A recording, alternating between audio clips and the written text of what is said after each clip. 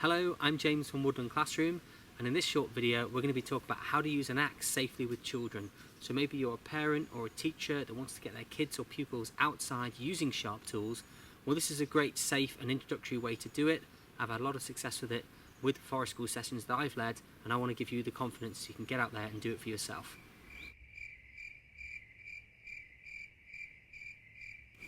So when using an axe safely with children, the first thing to think about is using the right tool for the job. We've all heard that phrase, and using a big felling axe like this is not going to do anyone any favours. The kids are going to struggle with the weight.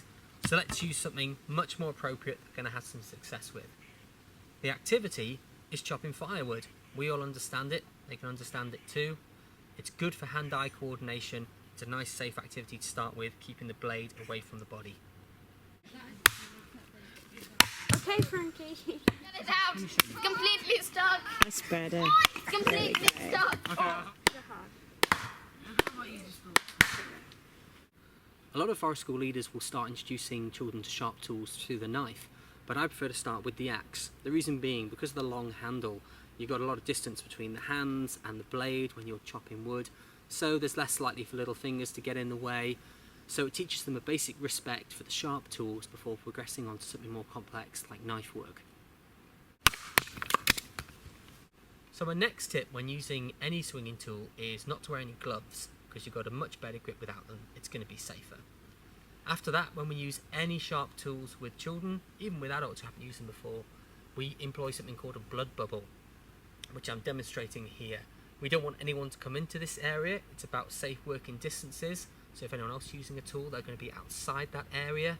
If I saw someone come into my blood bubble, I'd stop what I'm doing, put the tool down, or acknowledge them to make sure that we're in communication and they're not going to come into that danger zone. So that's really important. Check your blood bubble first, see is anyone in the blood bubble, and use the axe to check that. That's it. So I'm outside, I'm not in the danger zone.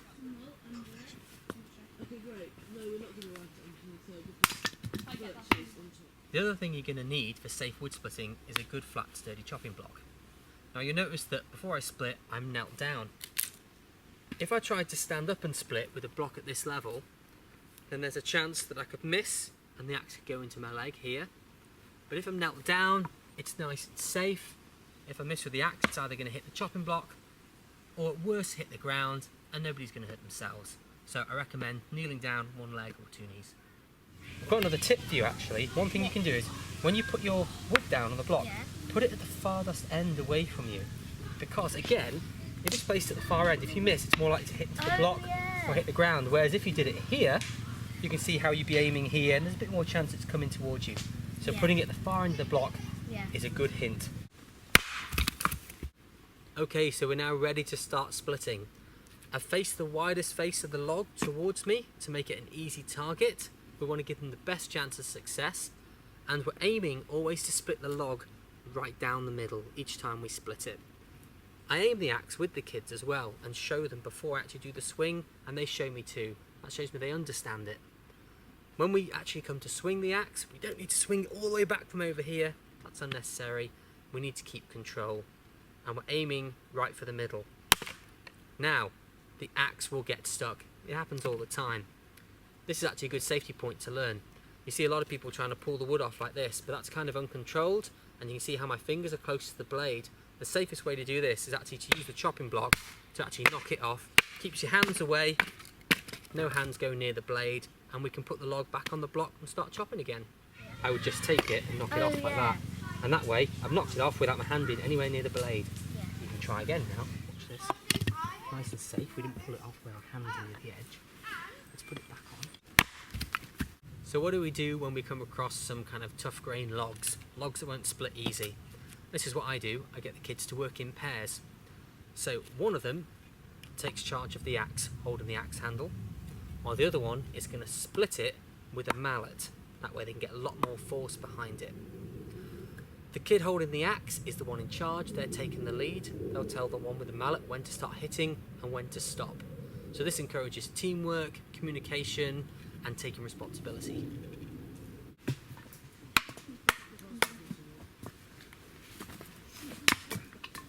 So I am going to hold the axe and you're going to hit it using the mallet. So you can stand up, And you're going to hit that with the mallet. And I'm holding the axe steady. That's good.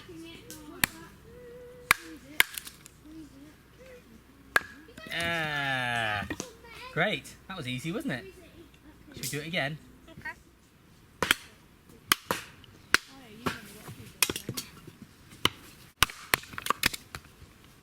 Here's a little tip. If a log won't stand up, because it's always going to fall over because it's getting small, here's a way that you can actually cut small kindling without getting your hands in the way and holding it here and potentially chopping towards your hands.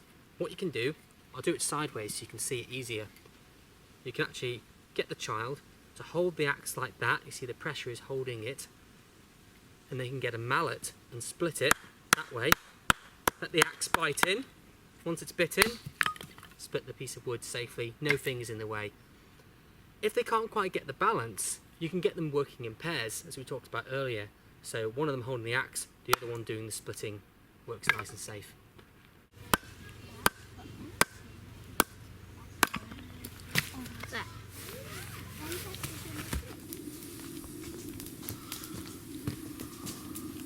So I hope you found this video useful. That's the way I teach axe skills to children, and it's worked well for me so far. But it's a way to use axes, not necessarily the way. So maybe you use axes yourself with kids already and you've got a technique that really works. I'd love to hear about it. So share your thoughts, ideas, or any questions in the comments section below. You can also subscribe to this channel here on YouTube to see more videos, and we've got free resources on our website at woodlandclassroom.com. Thanks for watching, so get outside and get chopping.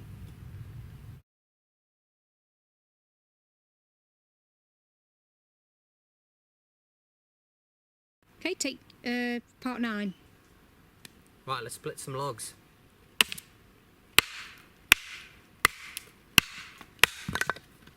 It never goes well when you want to put it on video, does it? You're using your hands, which you said. I've just used my hands, which is completely what I said not to do.